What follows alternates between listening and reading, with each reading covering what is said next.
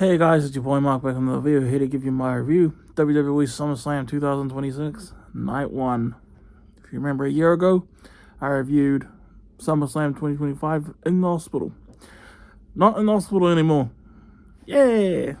That's good.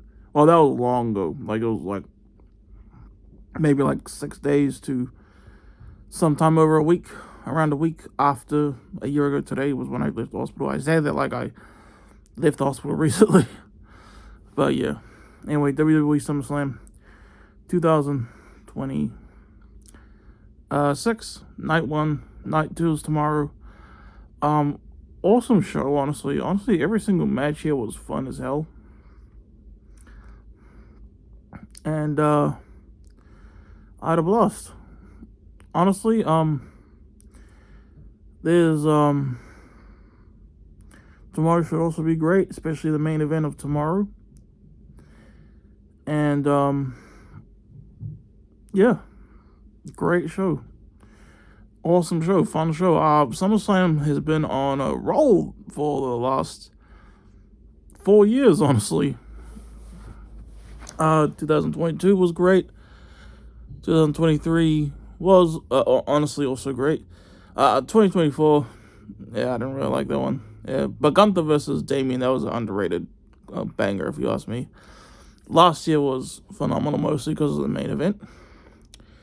This year has also been phenomenal so far. Opening match, we have Io Sky, the Queen of the Ring, challenging Liv Morgan for the Women's World Championship. Liv Morgan's first defense since winning it at WrestleMania 4 months ago. Unbelievable.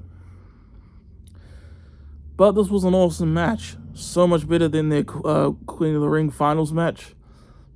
And it's so weird to do the same match twice in a row. I wasn't really looking forward to this match because of that match. That happens constantly with me. Like, if I didn't enjoy one match from two people, I'm not going to be that excited for the next one. And because I felt that way back in 2018, I was quite disappointed by Dolph Ziggler versus Seth Rollins, the 30-minute Iron Man match. I do blame the crowd for that. That stupid countdown thing was stupid. And then their SummerSlam match was amazing. And here, this match was awesome. Liv and Io. Io was being awesome as herself, of course. And Liv Morgan was doing great. Did head interferences from Raquel Rodriguez and Roxanne Perez. That resulted in a kick out from Io. And then she did 2 oblivions in a row to Io. I think Io sort of was trying to get force herself back into the groove after the first oblivion or something like that. And then that's when Liv counted it into the second oblivion on the other side of the ropes. For the 1, 2, 3. Liv Morgan retains. Then we have a 6-man tag team match. LA Knight, Southern Sikoa, and Royce Keys versus the Bloodline, consisting of Jacob Fatu and the Usos. Another pretty fun match, actually. I enjoyed this quite a lot. And LA Knight actually got the pinfall over Jey Uso. Was it Jey? I think it was Jey. Certainly wasn't Jacob. But even during the match, there was a Southern Sikoa did the Jey Uso theme song, upping up thing. That was pretty hilarious. And yeah, that was a fun match. And I didn't usually like tag team matches, so yeah, I enjoyed that. Then we have Nick Aldis in his first ever WWE match. I believe the only other time I ever reviewed a Nick Aldis match was All In 2018, when he fought and lost to Cody Rhodes for the NWA World Championship. And far out, here he is again. Solid performance from Nick Aldis. Actually, great performance. Gunther won because the management just loves sucking up Gunther.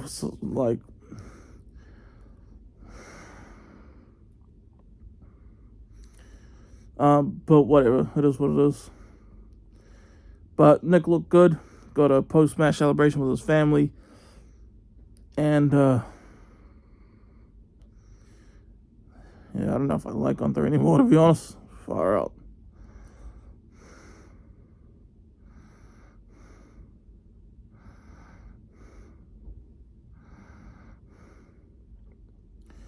Then we have Fatal Influence, consisting of JC Jane, Laney Reed, and Fallon Henley versus the Bella Twins and Paige.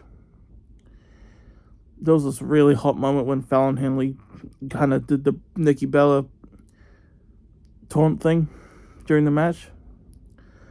And I think it was JC Jane who actually got the pinfall victory on Paige for the win. And then Nikki Bella and Brie Bella turned on Paige after the match, attacked her.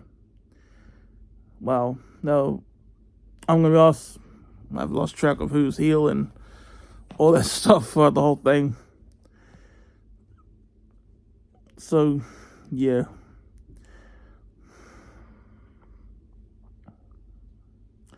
Still a great show though. And we have the undisputed WWE Championship match, CM Punk defending against Cody Rhodes. Now, the last Night of Champions, was it Night of Champions 2026 I reviewed? Sami Zayn won the WWE Championship. Yeah, no one's talking about Sami Zayn anymore. That was a reign that lasted 9 days. He was supposed to defend against Cody Rhodes. And then Cody got attacked by Gunther for the match. So they had surprise return of CM Punk. CM Punk defeated Sami Zayn to win the WWE Championship.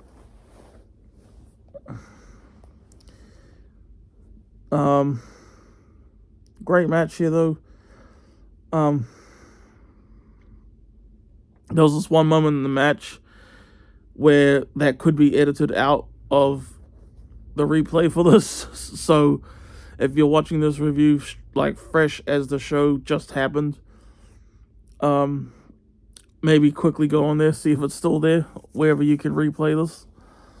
But CM Punk attempted a moonsault, and he missed Cody completely, like was like an inch away from his head.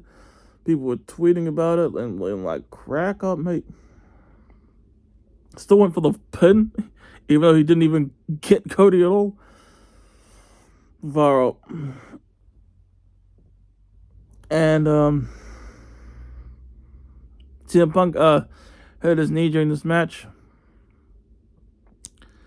Got like 2 finishes each from each guy, I think. You know, sporadically throughout the match. Typical. And,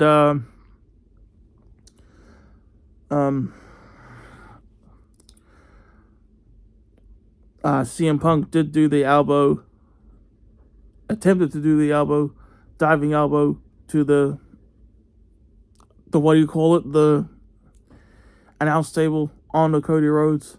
Cody got out, missed. CM Punk hit his knee, the bad knee too, on to Cody.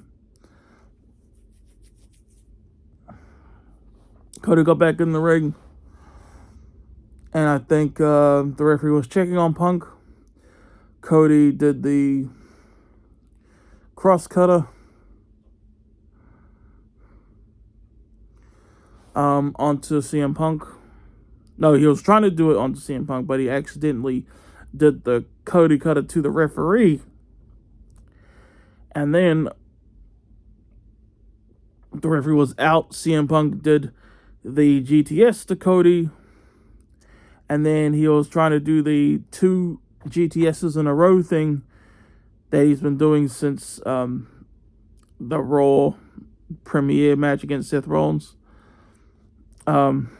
He tried to do it again. He had Cody up, then Cody got out of it, did another crossroads. Randy Orton returns, RKO's Cody. Punk is out of the ring, doesn't know what happened, presumably. Gets back in the ring. I think he hit one last crossroads. No, one last GTS. 1, 2, 3. CM Punk retains. Great match. Don't even think about putting that championship on Randy, though. WWE. Because that record belongs to John. Always, forever. You always give me bloody heart attacks about this shit. Stop it, please. That match lasted the whole 30 minutes, far out. Then we go on to the main event. Hell in a Cell match. Obafemi versus Brock Lesnar. Main event of SummerSlam. This is Obafemi's first ever SummerSlam, and he main evented the whole show. How about that? Well, night one, but still the main event. And then, not only that, but Obafemi, born in 1998, just like me. Someone born in 1998, main event of SummerSlam. How about that? I think this is the first time someone born in 1998 main evented any WWE pay-per-view in general, let alone SummerSlam.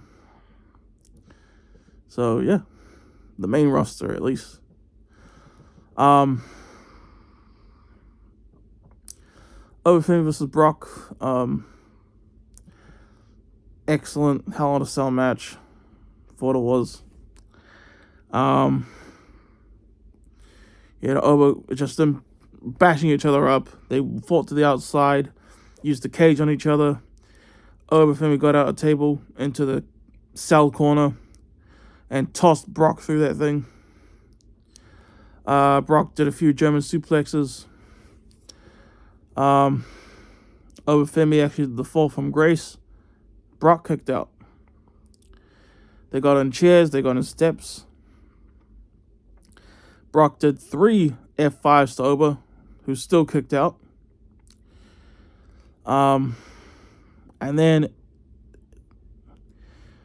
the ending comes. Brock actually uncovers the ring mat to expose the wooden thing underneath the ring. And he grabs Oba, gives him the tombstone pile driver on the exposed wood floor. Oba kicks out, and then he picks up Brock.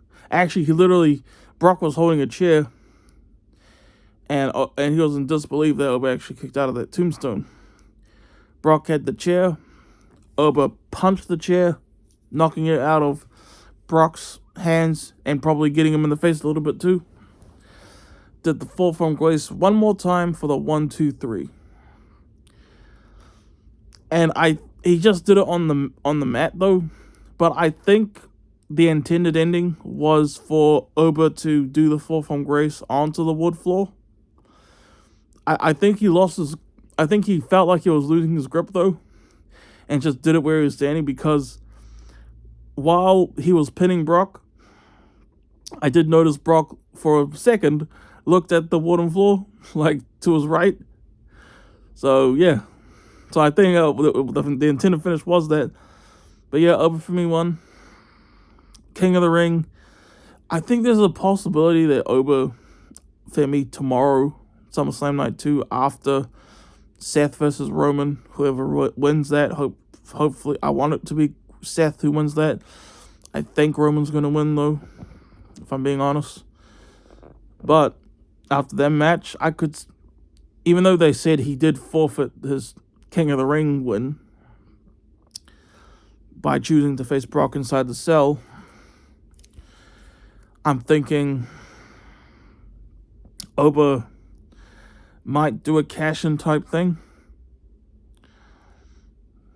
and cash in on Roman or Seth immediately after the match tomorrow for his King of the Ring, then get the championship. Maybe, we'll see tomorrow, but I'm not betting money on that though. But yeah, anyway, great pay-per-view.